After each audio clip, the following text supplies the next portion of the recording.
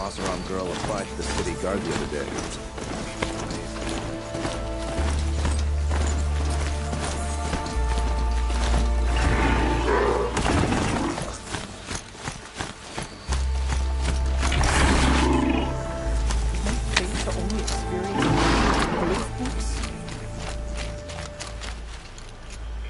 What's the problem? Betrayal.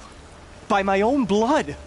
I was meant to go on a machine hunting expedition to the Banuk Wilds, with real hunters. Then the rumors began. New machines, an evil miasma, many dead Banuk, and so on and so forth. So my father won't allow me to go.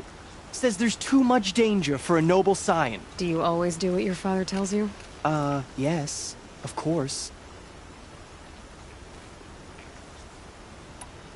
Have you ever actually hunted machines? I've had our bearers carry a lance horn for me to shoot at. Its movement was fearfully realistic.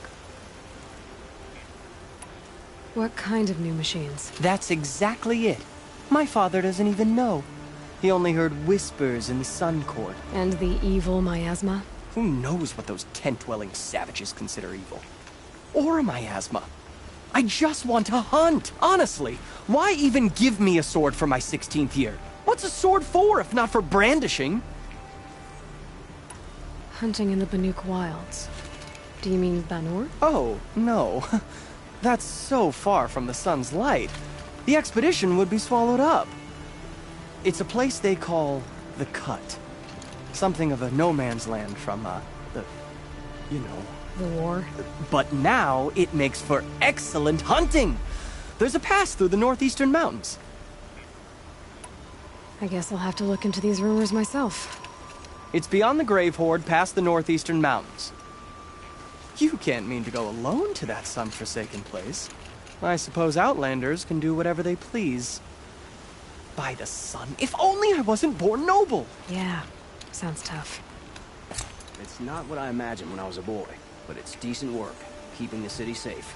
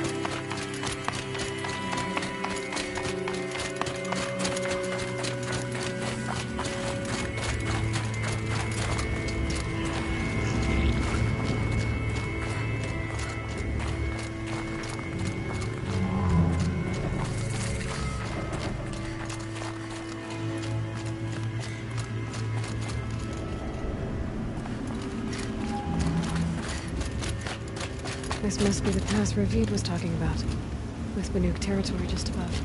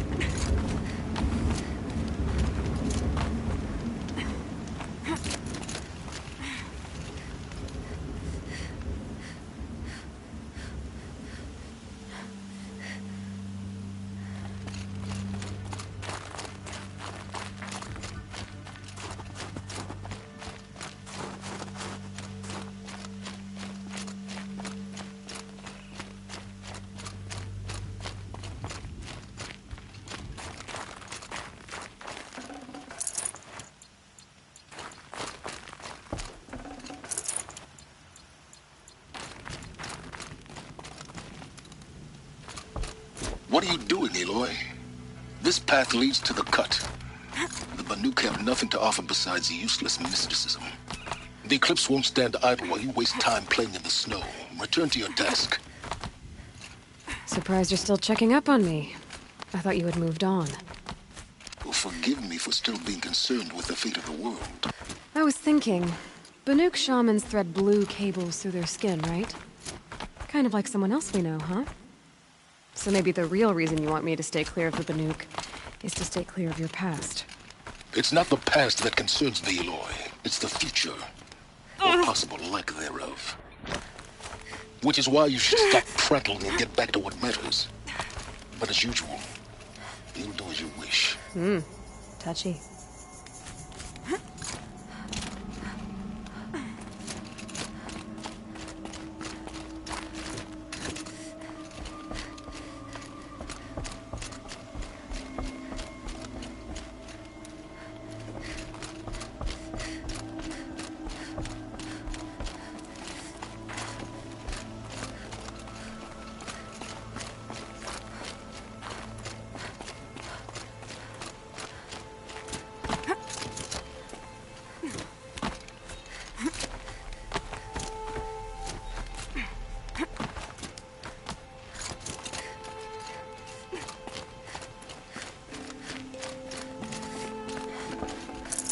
Gonna come in handy.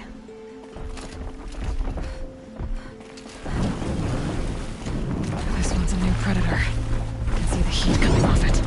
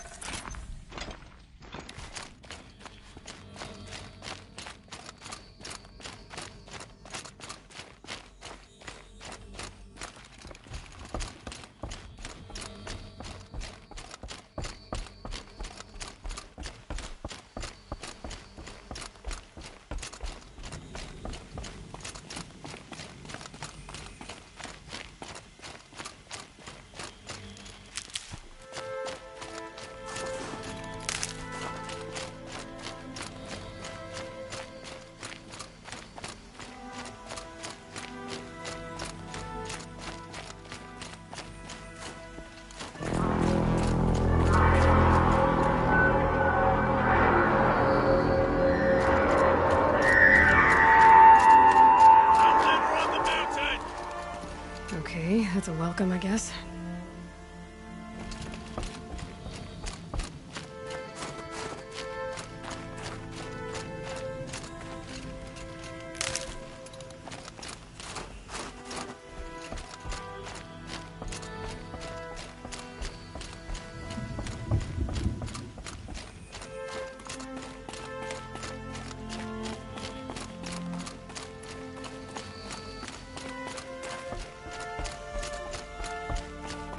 Breath is ice. Before I even breathe out. Ha! You sure you'll be warm enough up here, Nora? I've worked up a sweat from the climb.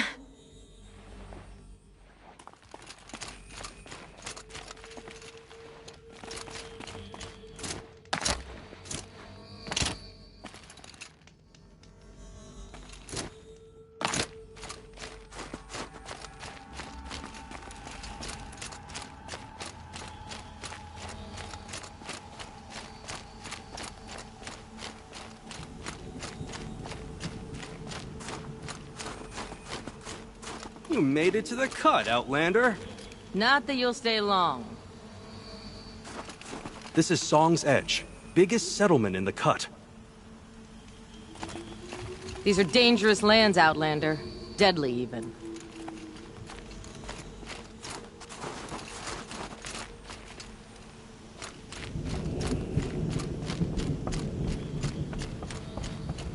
Smoke rising from the mountain.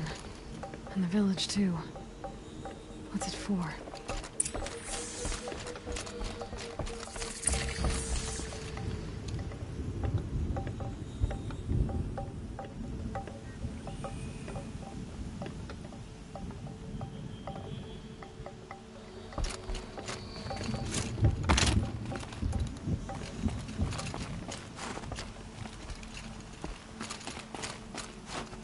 In times like these, we must not forget the importance of ceremony.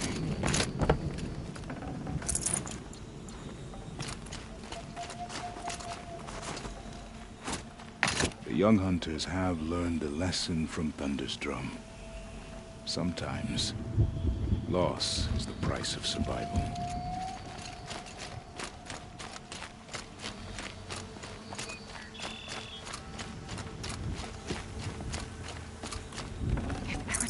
To go back to the mountain, and I will stand with him.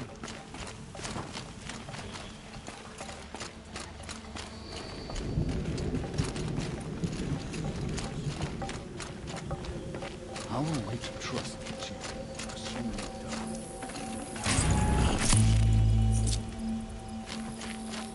Must be something big going on.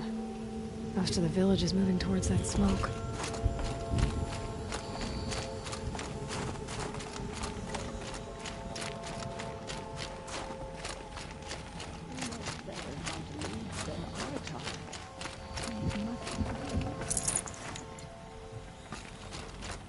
We haven't lost this many hunters since the war with the Carja.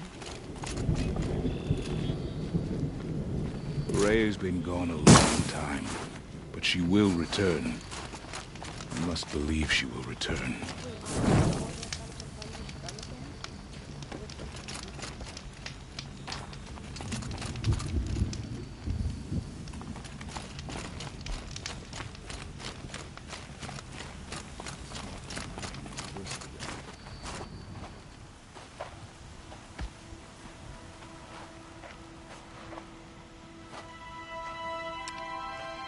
Get ready for a rare sight, Nora. Bergrand, purveyor of necessities. Most of the time, the Banuk burn their dead, but not today.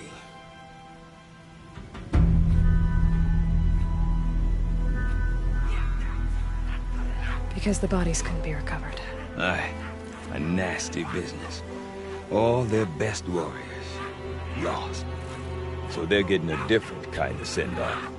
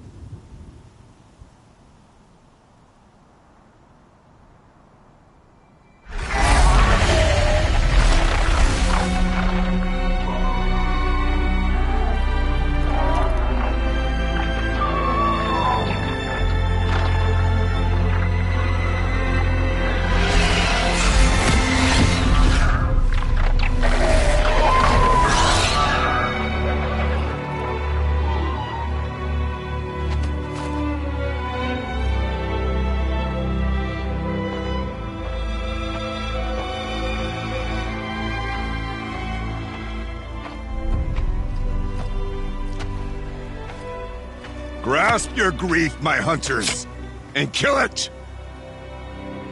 For our kin sees the fate all Banuk long for.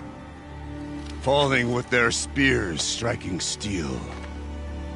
Their struggle is over now. You have witnessed their spirits rise up into the blue sky and beyond to the blue light. But our struggle is only beginning. Soon, we will again take up the hunt against the daemon that frenzies the machines against us. And so I ask you, can you summon the courage of our fallen kin?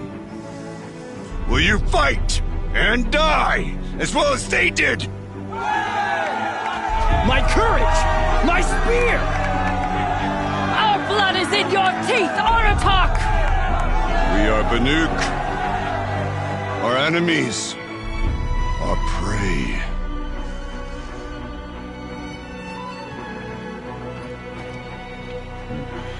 The daemon. That frenzies the machines. Machines that wiped out their best. And what do they want to do? Go back up there. Fools.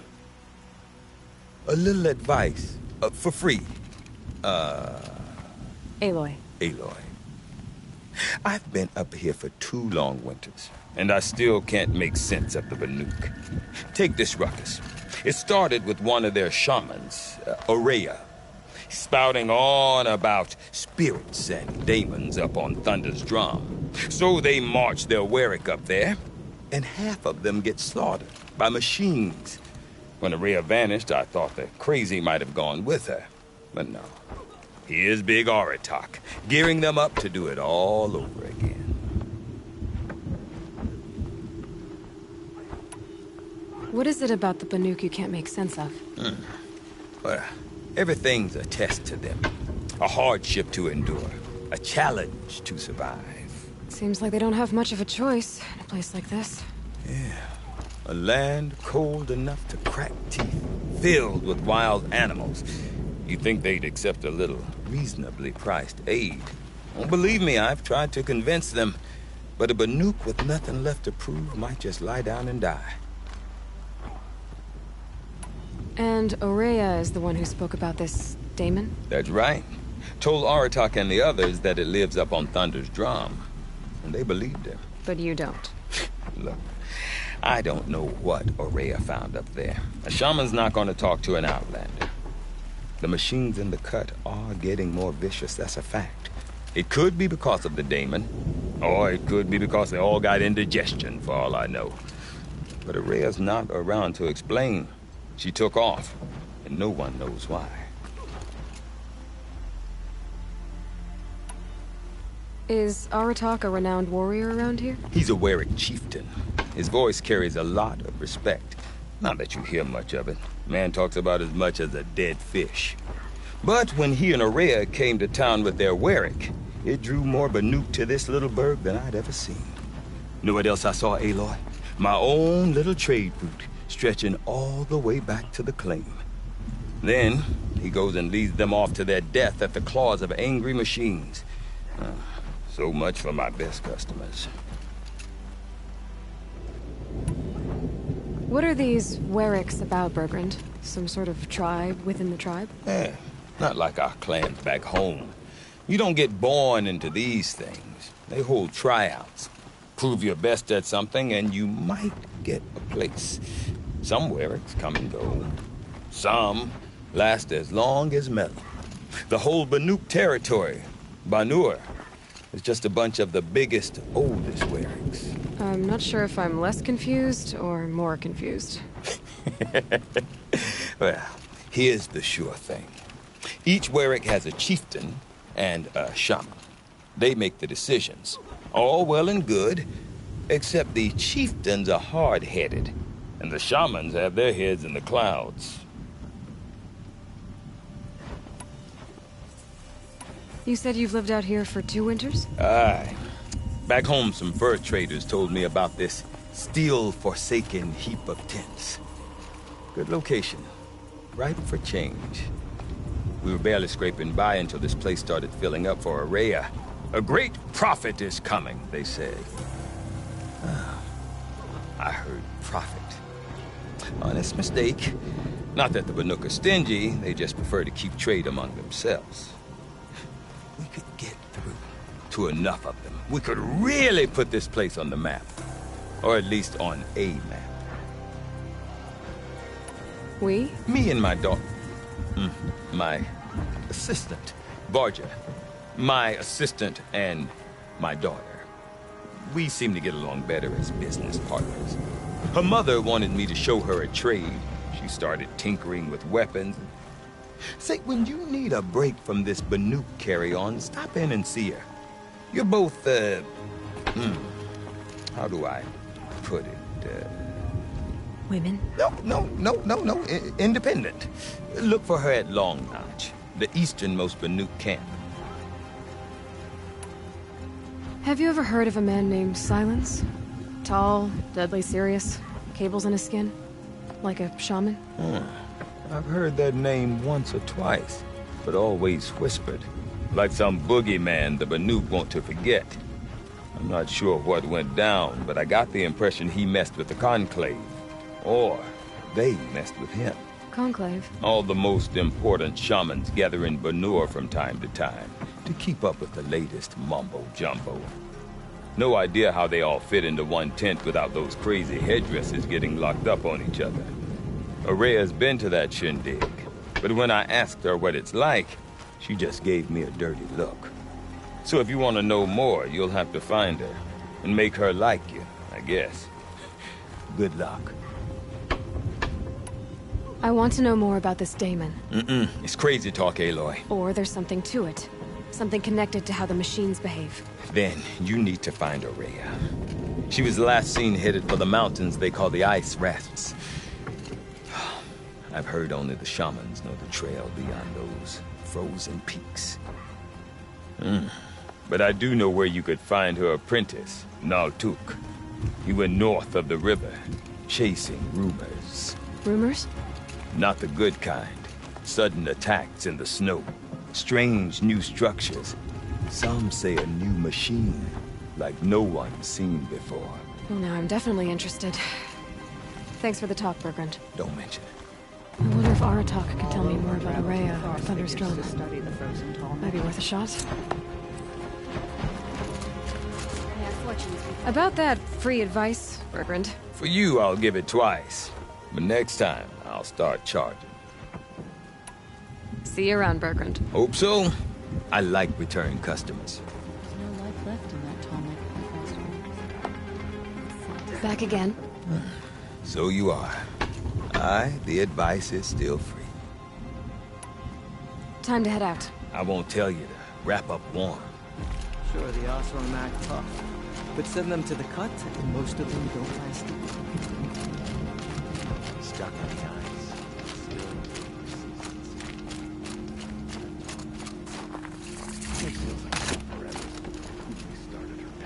When will it be? You seem sad, stranger. I heard you mention a flood? Yes. A sudden deluge, without rain or melt to explain it. I'm Lelai, the drummer of Deep Din. Or at least I was, until it disappeared under the waters. Deep Din. What's that? A hollow, carved out by the old ones. A chamber, a basin, and a musical instrument all at once. My life, my calling. I'd explain it by playing for you if I could. But its pipes are deep under the water now. So Deep Din is a place, and a musical instrument? Yes. Pipes that carry a perfect tone beneath a sonorous basin. A wondrous edifice the old ones used to carry music far and wide. During the war, my father played the pipes to rally the Banuk against the Karja. I'm the drummer now. But our battles are few and far between. Mostly I play for the joy of it. Or to remember my family. Of course, if the waters don't recede, what's the point of joy? Or remembering? So the waters came fast. One day it was dry. The next, the nearby river had risen and the entire basin was flooded. I don't understand it. There was no rain, not even any clouds, and yet the river rose higher than I'd ever seen it. And there it remains. A flood without rain. That is strange. Where is this place? I'll have a look if I'm in the area. Just northwest of here. Look all you like, but I don't see what good it'll do. The floodwaters aren't going anywhere. How does one ask a river to relent?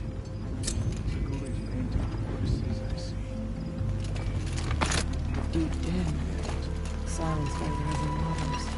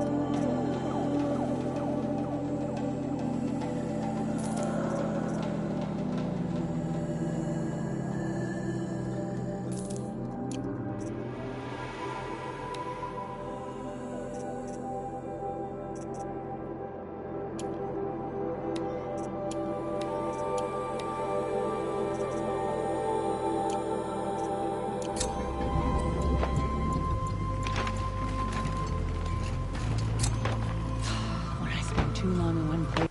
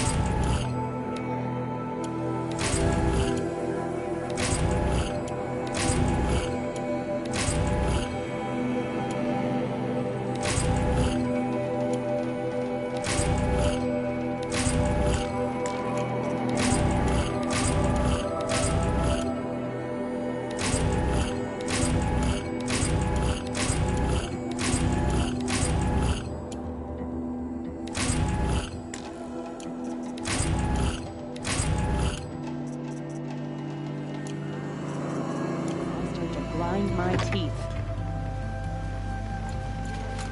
No more music. Whatever new machines crawl from that cauldron. When the old ones were fresh in their graves and our numbers were still small, Someone has to do something it was about this she band. who led us through the frozen wastes. We also remember the ravenous tribe, who delighted in sucking the marrow from our broken bones. Everywhere Banukai and her Werak fled, the ravenous tribe were never far behind. Seeking a way to defeat them, Banukai went into the wastes and let the wind whip her cheeks. And when the cold brought sleep, she dreamt of light. She saw it behind the world, a great calming sheet of icy blue. And she saw something new. Herds of machines, each filled with the same blue light. When she woke, she knew which star to follow. She walked for many days and nights until she arrived at a temple built from sparkling ice. At the gates of the temple, she was met by the machines from her dream, who bowed to her as she entered. Inside, Banukai discovered the blue light bubbling from a hole in the snowy earth like a spring. "You bid me come," she said. "My people need aid. Will you provide it?" The machines whispered to Banukai. "We go where the light goes, for we are its chosen vessels. There is darkness in your heart. It cannot hold the light for long. Carry it to your people if you must, but the cost will be great." Banukai waded into the pool. The light reared like a nest of snakes and struck Banukai, piercing her skin, filling her up. Banukai did not scream, though she was in agony. Banukai did not collapse, though her limbs shook. She climbed from the pool and carried the light inside her. She marched toward home, and the machines marched behind her. As she walked, the light struggled to push its way out of her, but the machines were there to aid her. She sewed her body shut with their cables, patched herself with their metal, and kept the light within. When she arrived, the forces of the ravenous tribe had surrounded the camp. Although the light had left her with 1,000 wounds, Banukai charged. And because she held the light, the machines followed. The ravenous tribe killed many, but those in camp rushed to join the battle. They gathered pieces of the fallen machines and from them fashioned weapons. And it was with these that Banukai's people repaid the suffering the ravenous tribe had wrought upon them. When quiet descended, Banukai finally fell. The machines bowed their heads, and her Werak wept. The light she'd held within her drifted from her wounds and rose to the sky. And for just a moment, before life left her, Banukai knew the truth of the blue light. And she felt peace. We remember Banukai, the first to crawl from the cave beneath the world, who brought the machines to us. When we speak the name of our tribe, we remember her. And we will not forget.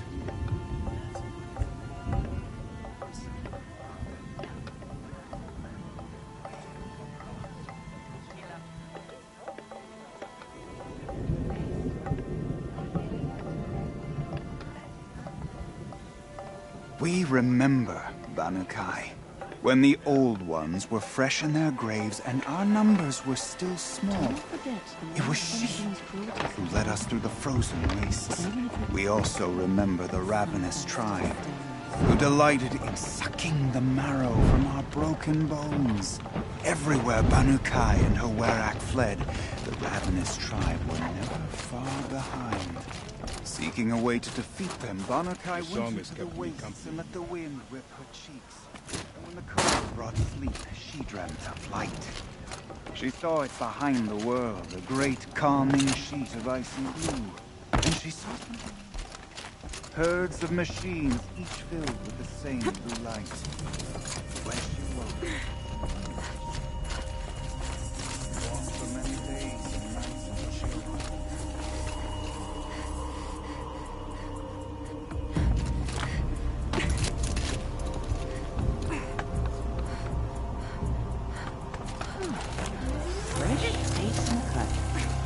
Something of a rarity these days. I think there's frost between my teeth.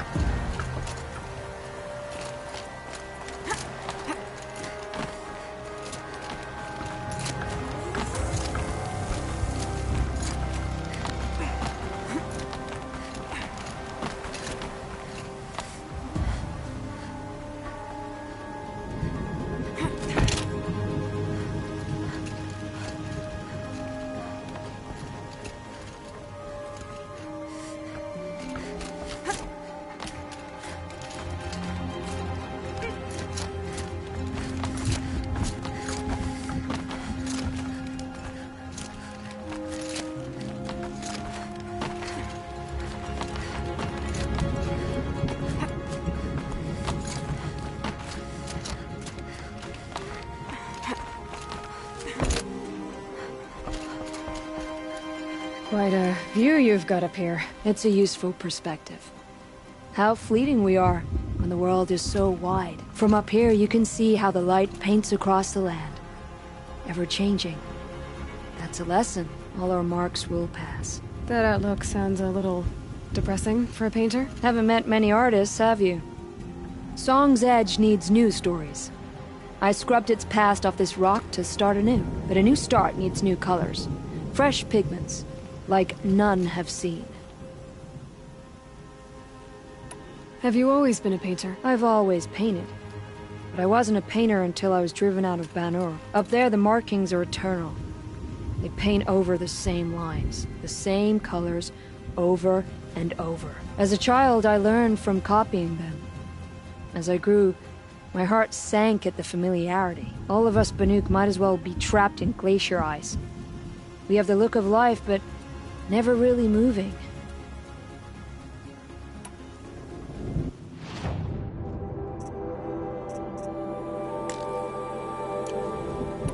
These pigments you want. Where should I look for them? Salts gather at the edges of geysers and hot pools. Crystals cling to the rocks and cliffs. The Banuk rock paintings are impressive, but, You want to know what they mean. That's not the right question, but I'll answer anyway. Some are called to the machines. The sacred shapes you see on metal casings, or on a cauldron door. Do the machines listen to the call? I don't know. Others, like mine, are called to the tribe. You could say inspiration or prophecy. And sometimes even men listen, if the painting is loud enough. I'll see what I can find for you. Seek out the vibrant ones. A spring of sudden color among snow or rock or metal. That's its own reward. But I'd reward you as well.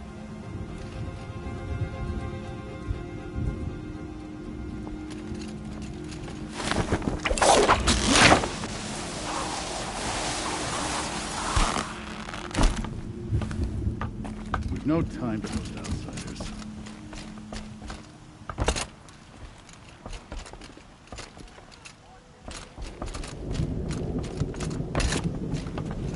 I've no interest in the frozen tall now.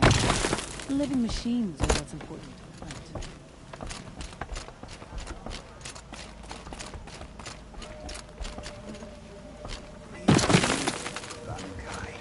When the old ones were fresh in their graves and our numbers were still small, it was she who led us through the frozen wastes.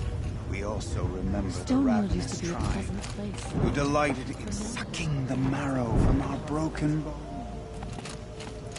I and Hawarak fled. The ravenous tribe went far behind, seeking away.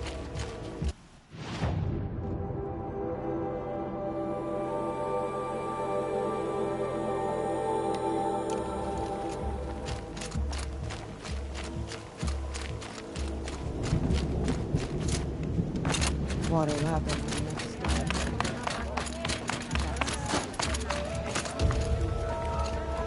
I do not want to hear this talk from you again.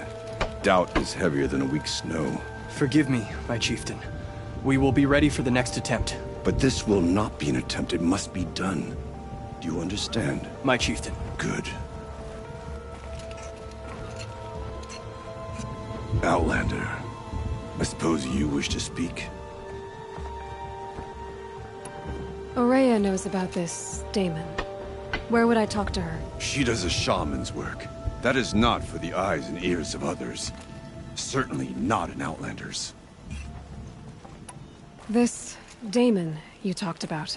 If you are hardy enough, you can venture out and see the signs yourself.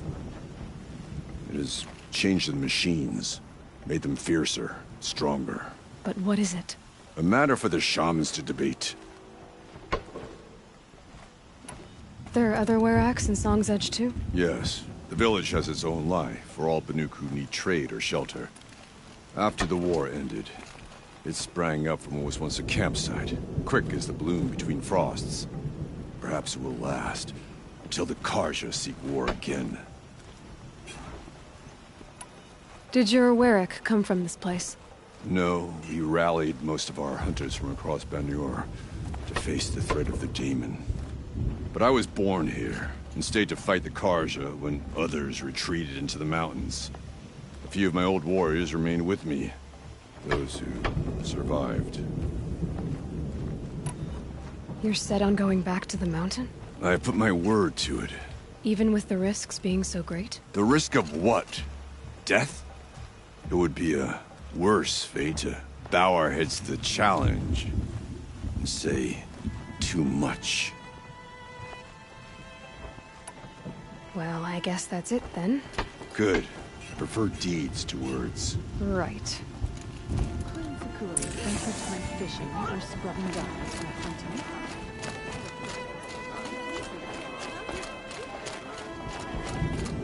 The Werak demands guidance, and they look to me for it.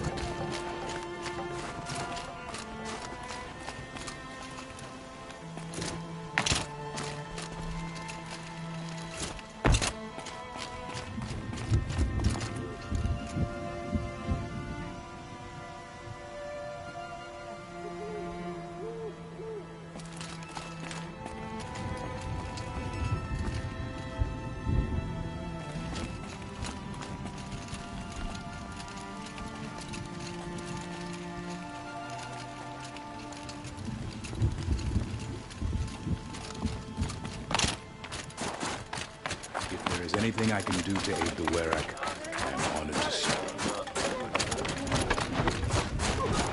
The blue light can guide you away from anything as the temperatures and Aha! Now here's something kind of fine keeping. Game is not possibly one of the machines.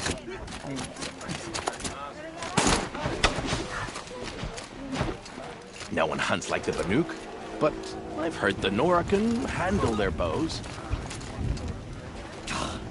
So much drilling, I can barely feel my arms. even if I cared to travel south, I'd not get much further.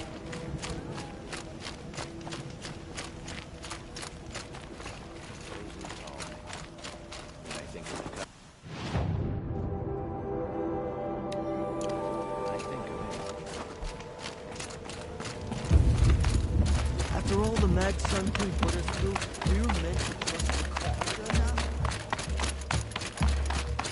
Okay, if I want to learn more about how this daemon affects the machines, I've got to find Maria. And to do that, I need to talk to her apprentice, who followed the river north. Hard to believe bandits could find a foothold in the cut. I heard an Oseram helped them.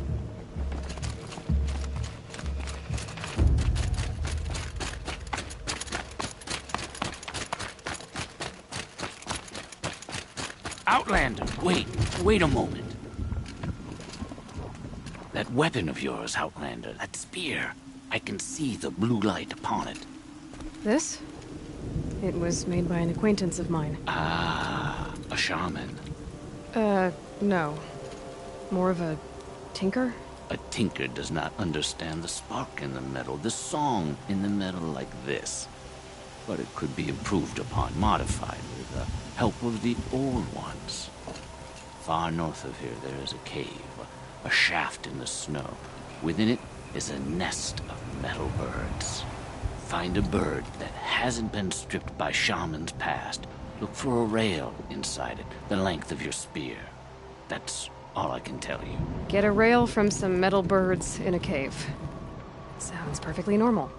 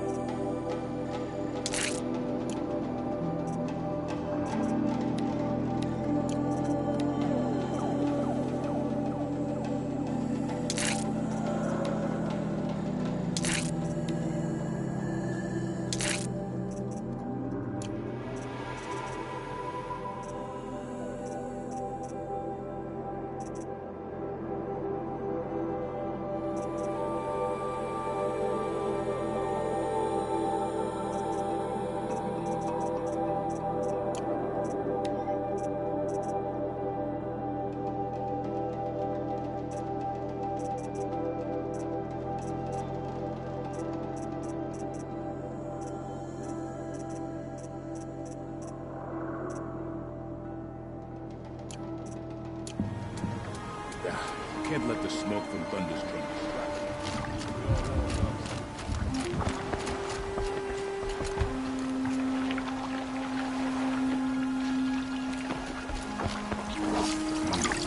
For a while, you start to notice how the texture changes when the colors have soaked all the way in. Paint your face with the colors of the flame. There's no greater honor. We'll retake Stoneview from the bandits before long. One challenge at a time. Not bad. This would make a fine pair of trousers.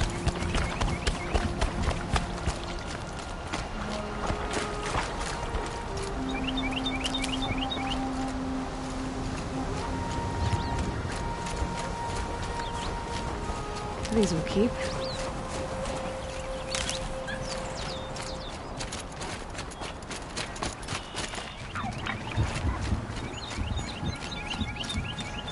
Any news from the hunt? The herd isn't roaming far from the camp. Keeping together this time. Then we wait. But I bet we'll see a stray.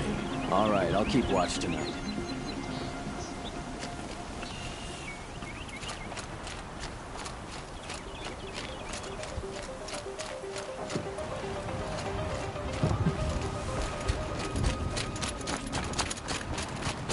I saw the frozen torment many years ago.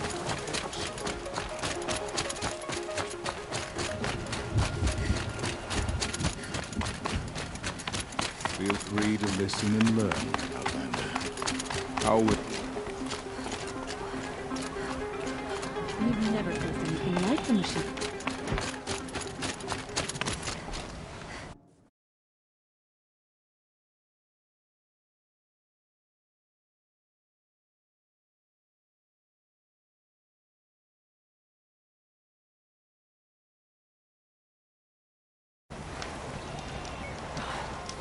One day, that's all I ask. One day I'm not worrying about having something wrong.